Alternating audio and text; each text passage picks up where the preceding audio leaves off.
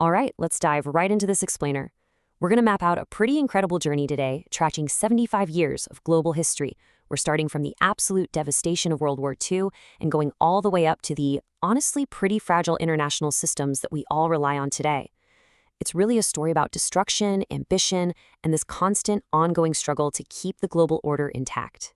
Now, to make sense of such a massive timeline, we're going to use a roadmap. We'll start with Out of the Ashes, move into Building a New Order, then cover the fall of the wall, expanding the European dream, and wrap up with a decade of crisis. So, Section 1, Out of the Ashes, the devastation of WW2. We really have to start with the trauma that changed absolutely everything, because understanding that is the only way to grasp why our modern institutions were even built in the first place. The staggering loss of life during the war is something we all know about, but you really have to consider how it literally sent entire economies hurtling backward in time. I mean, Germany's GDP was completely thrown back to 1908 levels, and Austria plummeted all the way back to an 1886 economy. It literally erased a half-century of progress, just in the blink of an eye. And you can really grasp the visceral reality of that economic collapse in places like Berlin. Think about the total physical ruin of the city in 1945. It was almost unrecognizable when you compare it to the thriving, illuminated Brandenburg Gate that we know today. Rebuilding civilization back then meant they were essentially starting from scratch. This climate for radical, desperate change was ultimately cemented by just unimaginable destruction. The reality of Hiroshima proved that humanity had actually invented the means to completely annihilate itself. You can imagine this left the world absolutely terrified and entirely desperate for a rules-based system to ensure this level of conflict could literally never happen again. Part 2. Building a New Order, Institutions Arise. Out of all this rubble, a bipolar world emerged, and that forced the immediate, urgent creation of brand new international frameworks to maintain a very fragile peace. By 1962, the geopolitical reality had completely hardened into the Cold War. The United States and the USSR had essentially carved up the globe, and this intense standoff, it drove a huge, urgent need for Western integration and collective defense, with NATO in the West standing in direct, stark opposition to the Soviet-aligned Warsaw Pact in the East. The lines were very firmly drawn.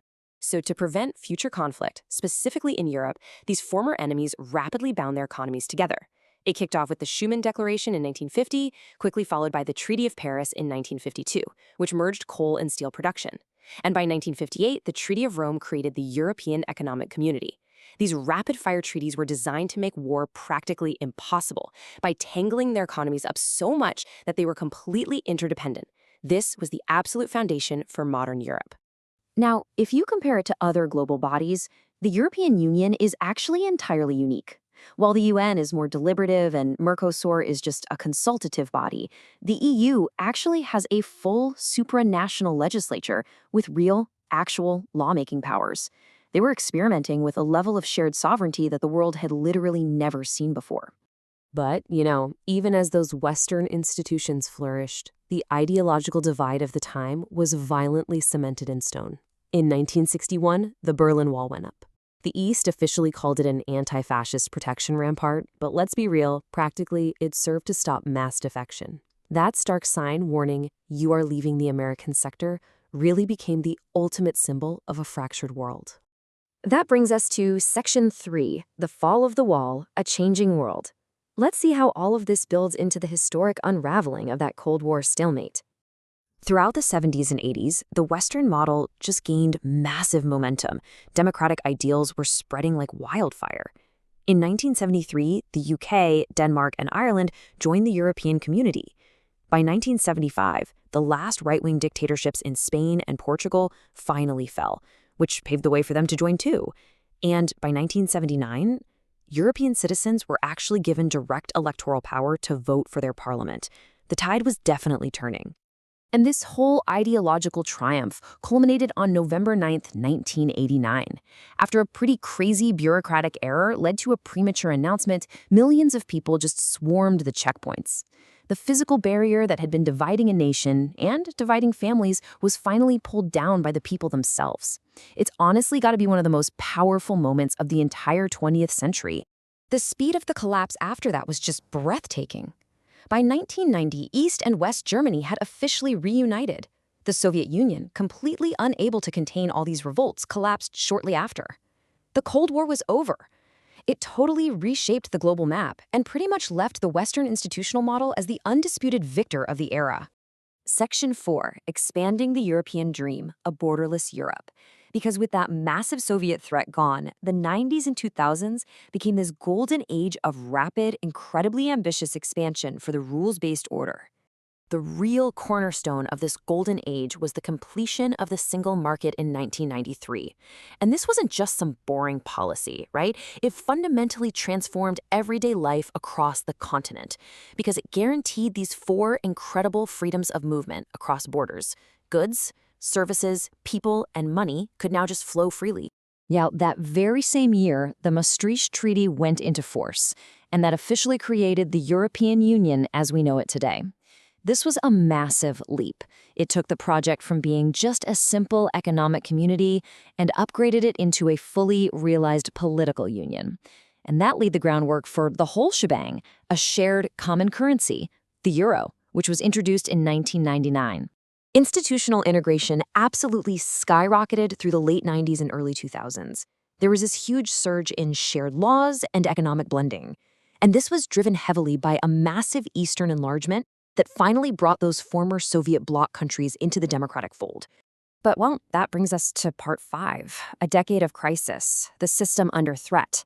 Because as we transition into the 2010s, this meticulously built, 60-year-old system suddenly hits a wall of totally unprecedented pressure. This system essentially faced a perfect storm of cascading failures. First off, you had the 2008 global financial crisis, which triggered brutal sovereign debt crises, especially in Southern Europe. We're talking nations like Greece, Ireland, and Spain needing massive bailouts that were tied to some really harsh austerity measures.